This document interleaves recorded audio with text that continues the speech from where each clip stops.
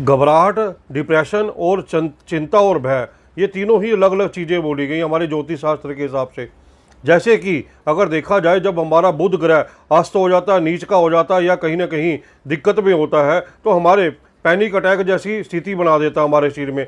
हमारी सोचने समझने की शक्ति चली जाती है, या हम कहते हैं कि एक ही बात को हम लॉजिकल नहीं सोच पाते, हमारी कहीं ना कहीं सोच ठहर सी जाती है, जिसके हमारी कहते हैं बुद्धि रुक जाती है हमारे, इससे हमें घबराहट पैदा कर देता है ये हमारे में। और दूसरी बात आती है चंद्र और राहु, जो जो हमारे में एक तरह से डिप्रेशन की स्थिति बना देते हैं। ये हर बात को नेगेटिव सोचने पे मजबूर कर देते हैं हमें। हम अच्छे के लिए जाते हैं तब भी हमें कहते हैं घर से एक तरह से घबराहट अपने साथ में लेके चलते हैं, या एक तरह से डिप्रेशन में जब हम अकेले होते हैं तो हमें कहीं ना कहीं डेथ जैसे सीन दिखाई देने लग जाते हैं, या हम आत्महत्या का सोचना शुरू कर देते हैं किसी भी काम के चलते हुए, जब हमारा काम वो नहीं बन पाता जीवन में।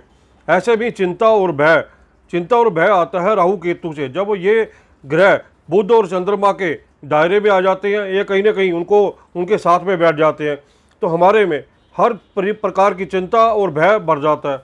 हम कहीं भी बाहर निकलने से भी डरते हैं, या कोई काम करने से भी हम डरना शुरू कर देते हैं।